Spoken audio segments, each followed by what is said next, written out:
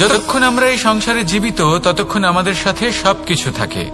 আমাদের ধন, সুখ স্বাচ্ছন্দ্য, আমাদের মিত্রগণ, আমাদের পরিবার, এই সমাজ, এই সবকিছু আমাদের সাথে থাকে। যেদিন আমরা এই সংসারকে ত্যাগ করব, এদের মধ্যে কেউ আমাদের সাথে যাবে না। না ধন, না স্বাচ্ছন্দ্য, না সম্পত্তি। এই সকল মানুষ, এই সমাজ, এরা শুধুমাত্রই শ্মশান পর্যন্ত আমাদের সাথে থাকতে পারবেন। তারপরে যদি আমাদের সাথে কিছু যেতে পারে তাহলে তা শুধুই আমাদের ধর্ম। আর এই সংসারে আমরা নিজেদের যে সুনাম রেখে যাই সেটা সম্ভব শুধুমাত্র কর্মের দ্বারা। সেই জন্য সংসারে যতদিন পর্যন্ত জীবিত আছেন, যদি কিছু অর্জন করতে চান তাহলে ধর্ম অর্জন করুন, ধর্মের বিষয়ে স্পষ্টতা অর্জন করুন এবং কর্ম অর্জন করুন। এটাই হবে আপনার অতীত এবং এটাই হবে আপনার ভবিষ্যৎ, এবং এটাই সকলকে প্রেরণা প্রদান করবে। আসুন আমার সাথে ভালোবেসে বলুন, রাধা রাধা। সমুদ্র মন্থনের সময় দুই ধরনের রত্ন লাভ করা হয়েছিল। প্রথম হলাহল, যার প্রভাব থেকে এই সমস্ত সংসারের জীবের প্রাণ বাঁচানোর জন্য মহাদেব তাকে নিজের কণ্ঠে ধারণ করে নিয়েছিলেন। আর দ্বিতীয় অমৃত, যেটা কিঞ্চিত পরিমাণ মাত্রায় পাওয়া গেছিল। কখনো কখনো জীবনে এমন কোনো বস্তু যা আপনি প্রয়োজনের থেকেও অনেক বেশি মাত্রায় ভোগের জন্য লাভ করে থাকেন, তা আপনার জন্য বিষ প্রমাণিত হতে পারে। যেমন জল, প্রয়োজনের থেকে অনেক বেশি মাত্রায় যদি এই জল আসে তাহলে আপনার প্রাণ কাটতে পারে। কিন্তু পরিশ্রমের পরে এক পাত্র শীতল জল দ্বারা আপনি যদি স্নান করে নেন তাহলে তা আপনার শরীরের জন্য অমৃত হবে। পরিশ্রম করার পরে যদি আপনার শরীর এক পাত্র খাবার লাভ করে তাহলে তা আপনার শরীরের জন্য অমৃত। কিন্তু যদি কোনো পরিশ্রম না করেই আপনি দিনরাত শুধুই খাবার গ্রহণ করতে থাকেন তাহলে আপনার কাছে তা বিষ সমান। বিষ এবং অমৃত গ্রহণ করাটা আপনার উপরে নির্ভর করছে। কোনো বস্তু আপনার পক্ষে বিষও হতে পারে, আবার অমৃতও হতে পারে। নির্ভর করছে যে আপনি সেটা কিভাবে ব্যবহার করছেন, কতটা মাত্রায় ব্যবহার করছেন। আসুন আমার সাথে ভালোবেসে বলুন, রাধা রাধা। অনেক সময় আমাদের মনে এই ভাবনা আসে যে আমাদের নিরীহ স্বভাবের সুযোগ নিয়ে এই সংসারের মানুষ শুধু আমাদের দুঃখই দেয়। কতবার এমন মনে হয় যে আমরা সবাইকে সাহায্য করার জন্য এগিয়ে যাই আর সকলে আমাদেরই দোষ দেয়। অনেক সময় এমন মনে হয় যে আমরা শুধুই সৎকর্ম করি, সকলের ভালো চাই, কিন্তু সকলে আমাদেরই বিষয়ে খারাপ কথা বলতে থাকে। দুঃখ হয়, কিন্তু আমাদের এটা ভেবে দেখা উচিত যে মানুষ আম গাছের গায়ে পাথর ছোড়ে, শাল গাছের গায়ে পাথর কেন ছোড়ে না? কারণ এই আম গাছে পাওয়া যায় মিষ্টি এবং সুস্বাদু ফল। অন্যদিকে শাল গাছ থেকে আমরা কি পাই? শুধুই কাঠ। তাই যদি আপনাকে কেউ কথা শোনায়, আপনাকে কোনো কিছুতে বাধ্য করার চেষ্টা করে, আপনার বিষয়ে অনুচিত কথা বলে, তাহলে নিশ্চয়ই আপনার মধ্যে এমন বিশেষ কিছু আছে যা তাদের মধ্যে নেই। নিজের মধ্যে আত্মবিশ্বাস বাড়িয়ে তুলুন, ধন্যাত্মক ভাব আনুন, সৎকর্ম করতে থাকুন। কোনো কটুতা এই মনে প্রবেশ করতে দেবেন না। এই মন সুপ্রসন্ন হয়ে বলবে, রাধা রাধা।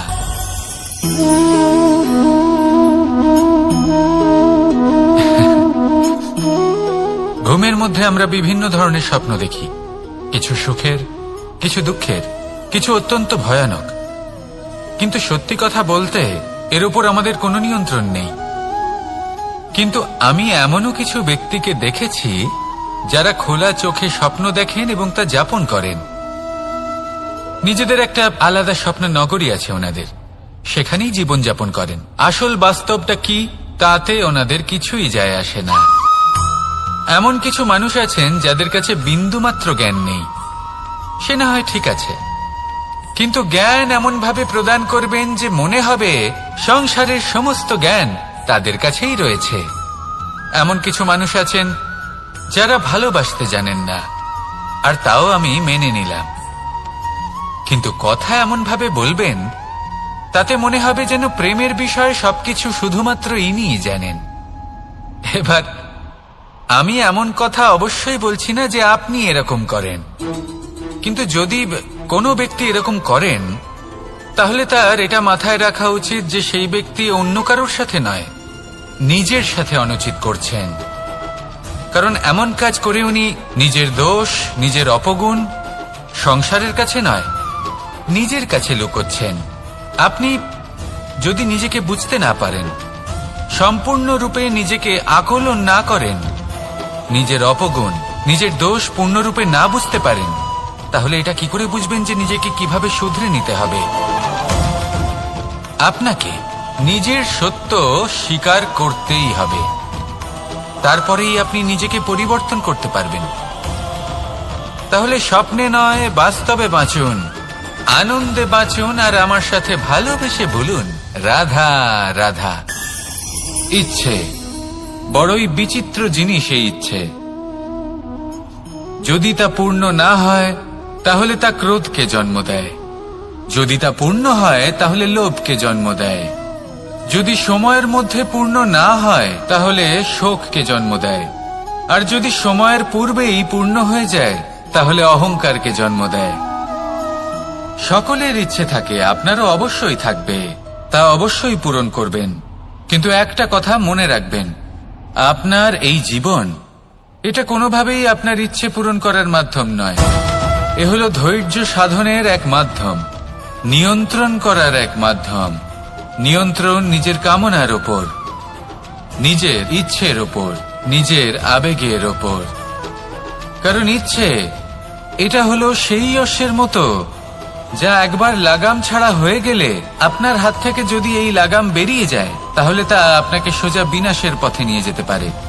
কিন্তু যদি আপনি একে নিয়ন্ত্রণ করতে পারেন তাহলে এটা আপনাকে সাফল্যের শিখরে অবশ্যই পৌঁছে দিতে পারে।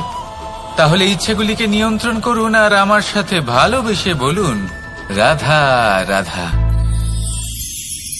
আমরা সকলে শক্তি অনুভব করতে চাই।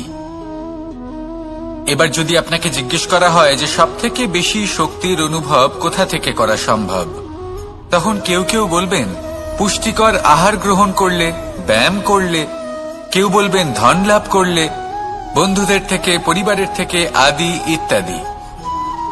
এইভাবে আপনি শক্তির অনুভব অবশ্যই করতে পারেন, কিন্তু সবথেকে বেশি শক্তির অনুভব যদি আপনি করতে চান তাহলে তা পাবেন শুধু একতার দ্বারা, সংগঠনের দ্বারা। যদি আপনাকে উদাহরণ দিই, নিজের এই হাতটাকে দেখুন, 5টা আঙুল রয়েছে।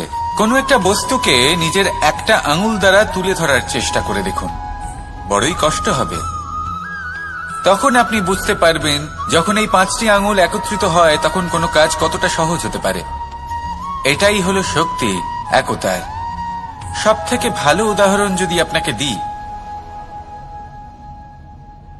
তাহলে বাঁশি। এই বাঁশি থেকে অত্যন্ত মধুর সুর নির্গত হয় যা সবার মন প্রসন্ন করে দেয়। এই কথা সত্যি, কিন্তু এই বাঁশি আমি একটা বা দুটো আঙুল দিয়ে বাজাতে পারবো না।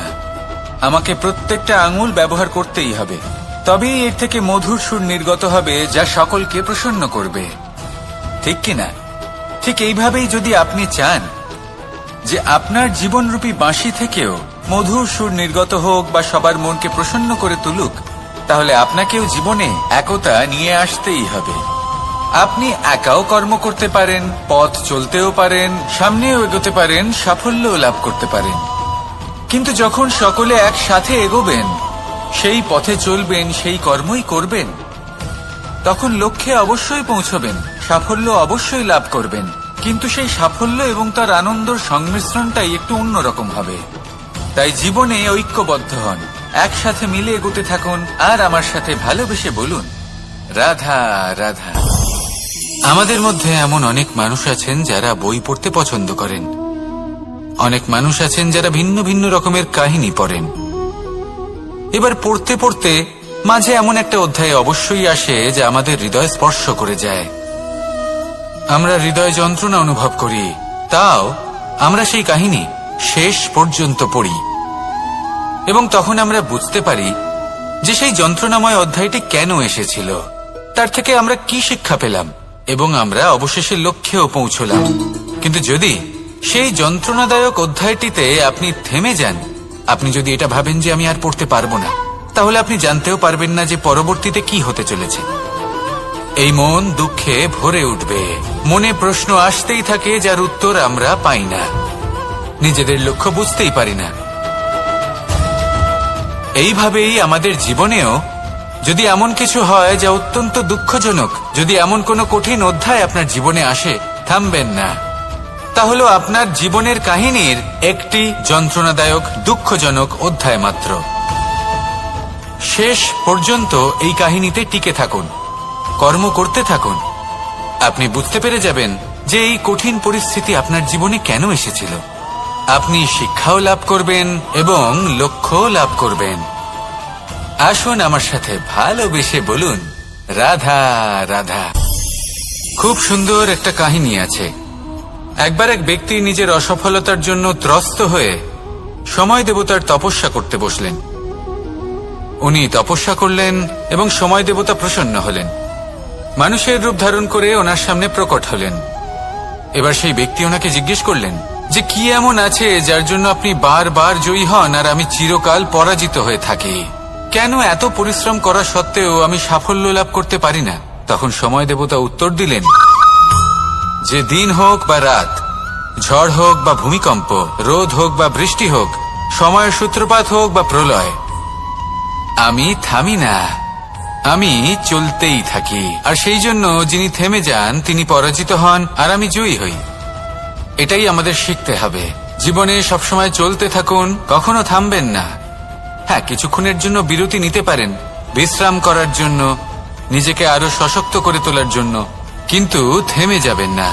নিরন্তর কর্ম করতে থাকুন, পরিশ্রম করতে থাকুন, তবেই এই সংসার আপনাকে মনে রাখবে। আসুন আমার সাথে ভালোবেসে বলুন, রাধা রাধা। বস্ত্র আমাদের সকলের প্রিয়, এটা আমাদের জীবনযাপনের জন্য প্রয়োজনীয়। আমরা সবসময় চেষ্টা করি সেই বস্ত্র পরতে যা পরলে আমাদের দেখতে ভালো লাগে। কিন্তু কখনো এই কথা ভেবে দেখেছেন যে কিছু বস্ত্র যদি স্বচ্ছ হয় তাহলে তা পুরনো হলেও দেখতে ভালো লাগে?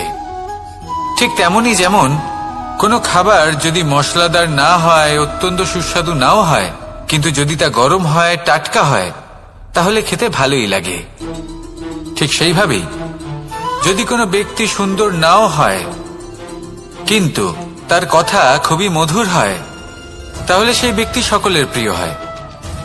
কোনো ব্যক্তি যদি ধনবান নাও হন কিন্তু তিনি যদি গুণী হন, তাহলে এই সংসারে সম্মান লাভ করেন।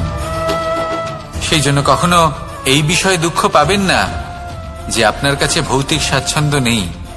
আপনার কাছে সব থেকে বড় বস্তু, সব থেকে মূল্যবান বস্তু যেটা আছে সেটা হলো আপনার আত্মা, আপনার মন, আপনার বিচারধারা, আপনার গুণ, আপনার কথা। এগুলো সবসময় শুভ রাখুন এবং সবসময় নিজের সাথে রাখুন। এই জীবন সফল হবে এবং প্রেমময় হয়ে বলে উঠবে, রাধা রাধা। মানুষের জীবন বড়ই বিচিত্র হয়। যেই মুহূর্তে জন্ম নেয় একটা প্রতিস্পর্ধায় প্রবেশ করতে থাকে। মানুষ জন্ম নেয় আর প্রতিস্পর্ধা শুরু হয়ে যায় ভাই এবং বোনের মধ্যে সর্বশ্রেষ্ঠ হবার, সবার থেকে এগিয়ে থাকার। তারপরে সে যায় গুরুকুলে। নিজের বন্ধুদের মধ্যে সর্বশ্রেষ্ঠ হওয়ার প্রতিস্পর্ধা শুরু হয়। এবার সেখান থেকে বাইরে বেরিয়ে সংসার জীবনে প্রবেশ করে ধন উপার্জনের প্রতিস্পর্ধা শুরু হয়। তা সে যুদ্ধই হোক বা কলা হোক, এই প্রতিস্পর্ধা কখনোই আমাদের পিছু ছাড়ে না। তাই যদি প্রতিস্পর্ধা করতেই হয় তাহলে আমরা মানুষকে সাহায্য করার প্রতিস্পর্ধা কেন করব না? এমন এক প্রতিস্পর্ধা যাতে যে কেউ জিতুক বা যে কেউ হারুক না কেন, লাভ সকলের হবে। সকলের মধ্যে প্রেম বিতরণ করতে থাকুন, এইভাবেই আনন্দ বিতরণ করতে থাকুন। আর আমার সাথে ভালোবেসে বলুন, রাধা রাধা। এবার এই পুরুষার্থের বিষয়ে আপনারা অবশ্যই শুনেছেন, মোক্ষ, চতুর্থ পুরুষার্থ। আপনারা কি জানেন এই মোক্ষ আসলে কি? ধর্ম, অর্থ, কামনার পালন করতে করতে মৃত্যু লাভ করা, এটাই কি মোক্ষ? না, মোক্ষ হলো সেটাই যা জন্ম এবং মৃত্যুর ঊর্ধ্বে। প্রত্যেক ব্যক্তি, প্রত্যেক জীবই সংসারে কোনো না কোনো বিশেষ প্রয়োজনে আসে।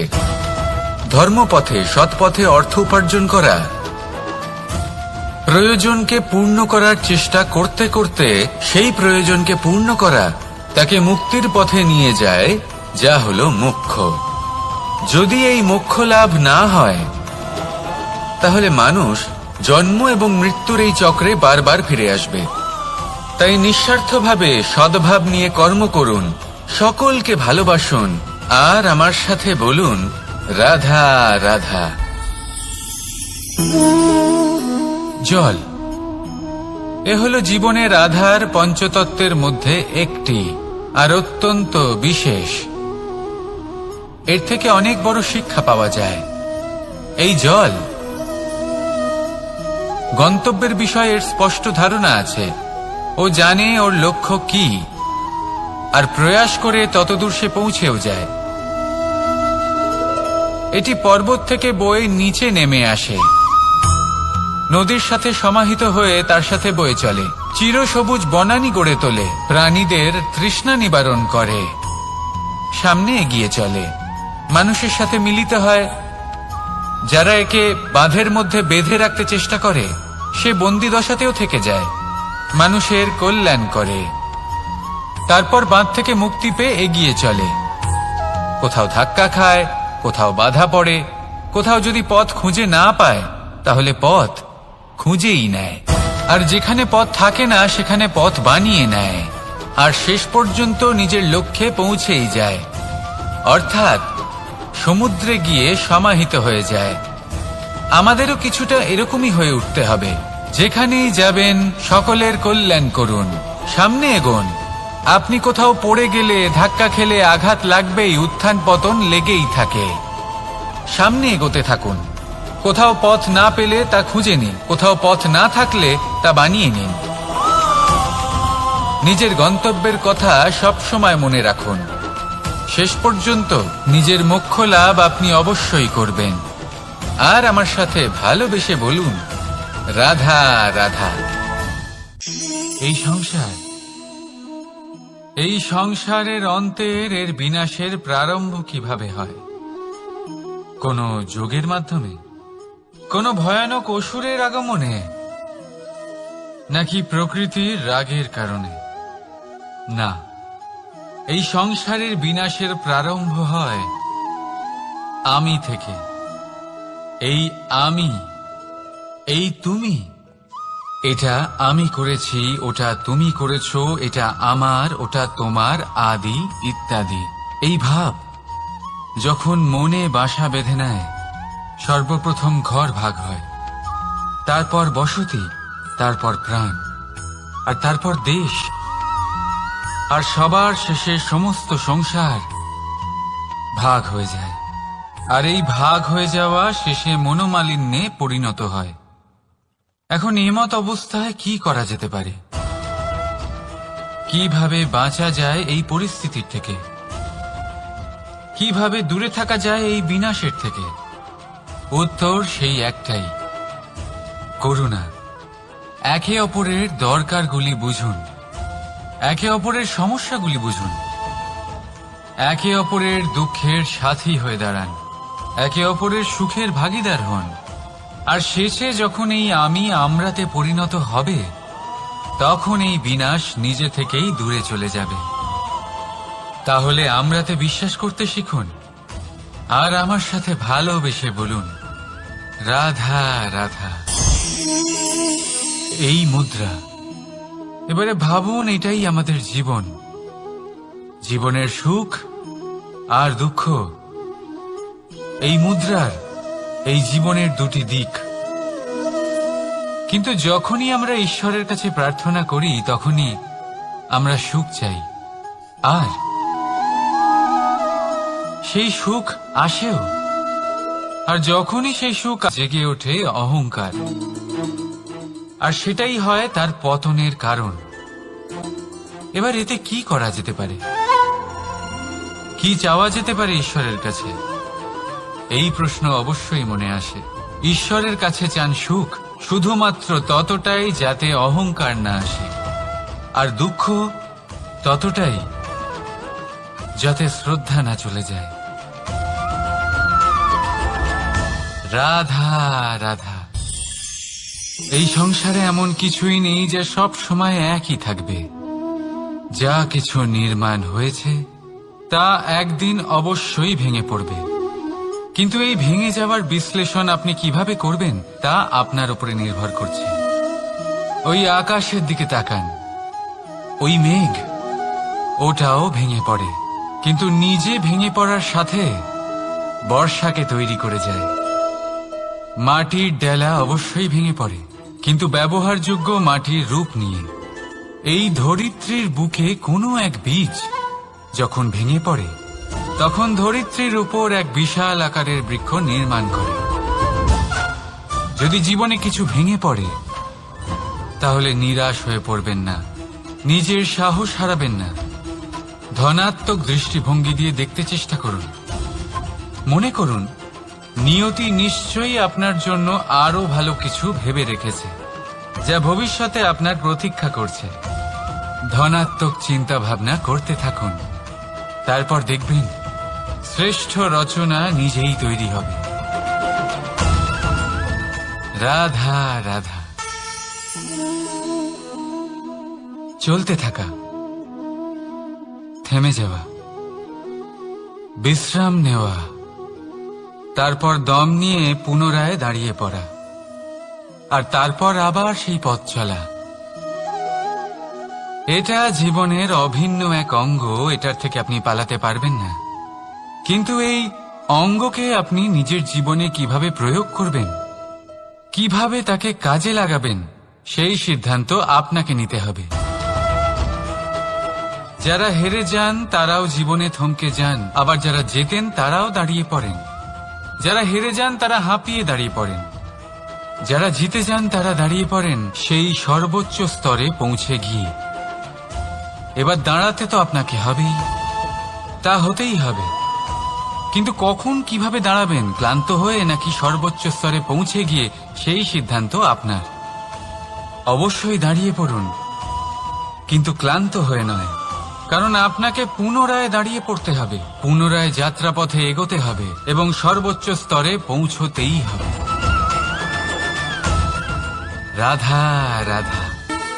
স্বপ্ন তিক্ততায় অত্যন্ত বিষাক্ত। পেটের মধ্যে যাওয়া এই বিষ শুধুমাত্র একটি মানুষের মৃত্যুর কারণ হয়, কেবল একটি, কিন্তু কানের মধ্যে ঢালা এই বিষ একাধিক সম্পর্কের নাশ করতে পারে। আর এটাতে সেই ব্যক্তির ভুল নেই যে আপনার কানে বিষ ভরেছে, আপনি তাকে দোষ দিতে পারেন না।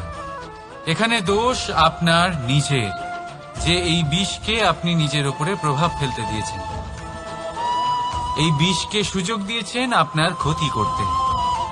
এটা আপনার ভুল। সেই জন্য কুমন্ত্রণায় কখনো কান দেবেন না।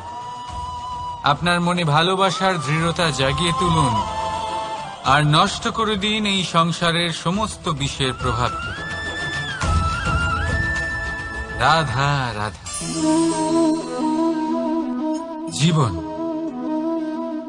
আমাদের এই জীবন, সুখ আর দুঃখ, এই দুইয়ের মিশ্রণ। এদের সংমিশ্রণই জীবনের ভারসাম্য বজায় রাখে। এখন এই সুখ এমন এক বস্তাপ্ত হয় নিজের উপরে বিশ্বাস করতে থাকে। আকাশের ওই সূর্যকে দেখুন, সূর্যের বিশ্বাস আছে নিজের উপর যে সে সমস্ত জগৎকে আলোকিত করতে পারবে, নিজের প্রথম রশ্মি দিয়ে অন্ধকারকে দূর করতে পারবে। সূর্য এই বিশ্বাস নিয়েই আসে, আর কিছুক্ষণের মধ্যেই সমস্ত সংসার থেকে অন্ধকারকে বিনাশ করে ফেলে সে।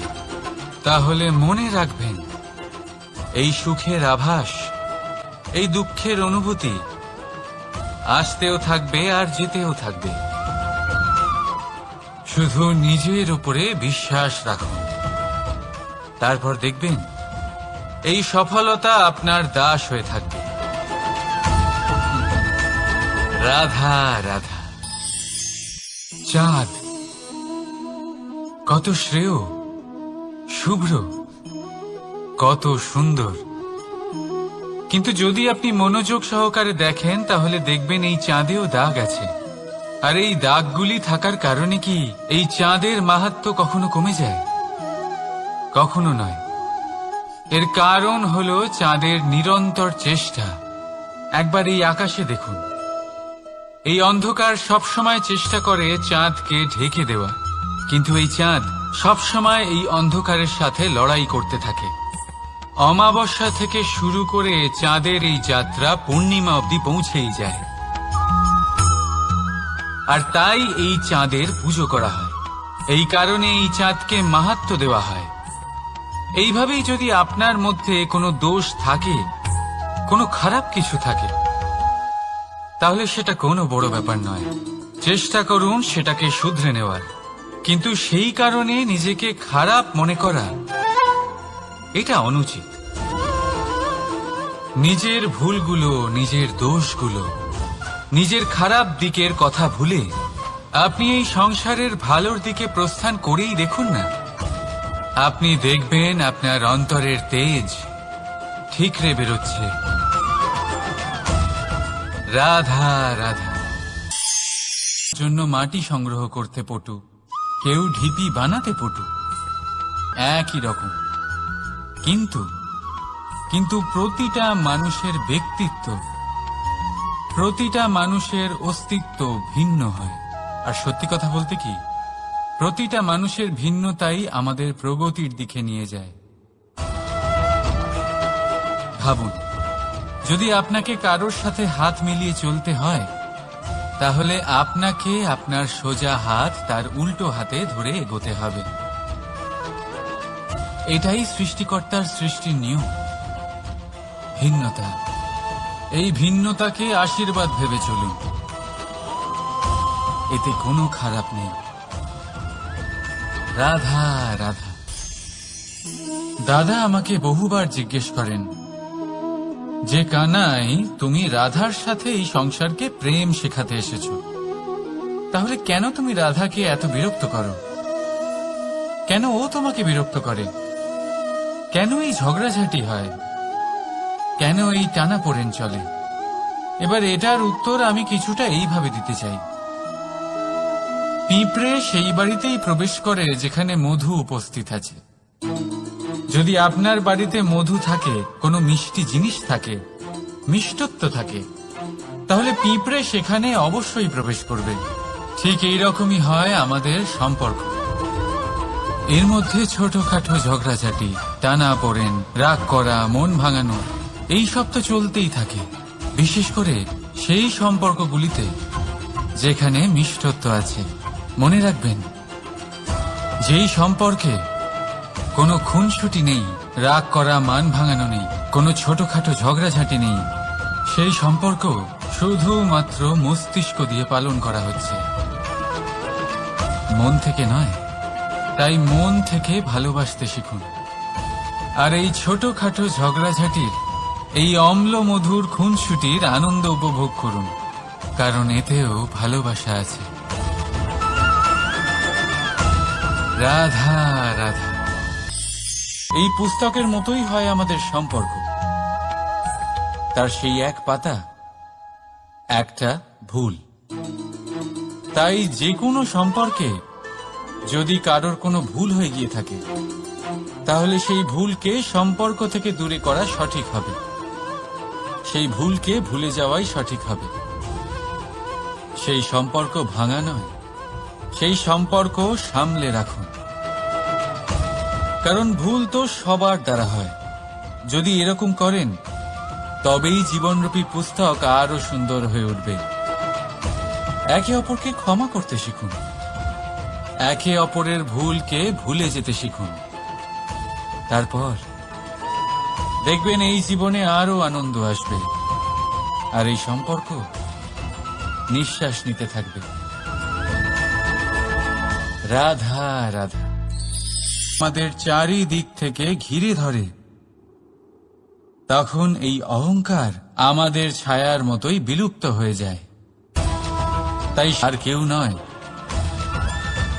এই আত্মসম্মান নয়, এ হলো অহংকার। আর অহংকার আর কিছুই নয়, শুধু পতনের দিকে প্রথম পদক্ষেপ। আর এই জীবনে পতনের দিকে নয়, প্রেমের দিকে এগিয়ে যান। আর আমার সাথে ভালোবেসে বলুন, রাধা রাধা। আপনি কি কখনো ফলে ফুলে পরিপূর্ণ বৃক্ষ দেখেছেন? তার ডালগুলো কিরকম স্বাধীনভাবে বেড়ে ওঠে, কিন্তু যদি এই ডালগুলো মূলের সাথে ঠিকভাবে যুক্ত না থাকে, সেই বৃক্ষের মূলগুলি গভীর না হয়, তাহলে কি হবে? তাহলে কি সে সেই সব সুবিধা পাবে? কখনোই নয়। সেই বৃক্ষের ডাল পড়ে যাবে, সেই বৃক্ষ ভূমিষ্ঠ হয়ে যাবে। ঠিক সেইভাবেই চিন্তাভাবনার স্বাধীনতার আনন্দ আপনি তখনই আস্বাদন করবেন যখন আপনার শিক্ষা গভীর হবে। তাই স্বাধীন থাকুন দৃষ্টিভঙ্গিতে, কিন্তু যুক্ত থাকুন শিক্ষার সাথে। রাধা রাধা। সমাজ, আমরা এই সমাজে বাস করি, আর বহুবার একটা গুরুত্বপূর্ণ কথা ভুলে যাই। এই সমাজ আমরা সকলে মিলে তৈরি করি। সমস্ত সময় কাটিয়ে দিই এইটা ভাবতে ভাবতে যে এই সমাজ কি ভাববে, আমার কি করা উচিত, আমার কি ভাবা উচিত, কি পড়া উচিত, কোনটা সঠিক কোনটা ভুল। যদি আমি এটা করি তাহলে কয়েকজনের এটা মনে হবে না তো যে আমি খারাপ, যখন আমি তা নই। মনে ভয় উৎপন্ন হয় সেই কয়েকজন মানুষের জন্য। তার কারণ হলো আমরা আমাদের মনের কথা শুনতে পাই না, না শুনতে পাই, না বলতে পারি, আর না করতে পারি। সেই কয়েকজন মানুষের ভয় আমরা খারাপের বিরোধিতা করা ছেড়ে দিই। কিন্তু কখনো নিজেকে জিজ্ঞেস করুন, শেষ পর্যন্ত কারা এই কয়েকজন মানুষ? এই সংসারে প্রতিটি মানুষেরই নিজের আলাদা আলাদা ব্যক্তিত্ব আছে, আলাদা দৃষ্টিভঙ্গি আছে। তাই যদি আপনি এটা ভাবেন যে আপনি সবাইকে খুশি করতে পারবেন, তাহলে আপনি ভীষণ বড় ভুল করছেন। জীবনে কর্ম তাই করুন যাতে আপনার অন্তরাত্মা সন্তুষ্ট হয়। আর অন্তরাত্মা সন্তুষ্ট তখনই হবে যখন আপনার কর্ম শুভ হবে। তাই নিজের মনের কথা শুনে এই সংসারে শুভ কর্ম করতে থাকুন, তবেই এই সংসারের কর্মে আপনি সার্থক হবেন। রাধা রাধা।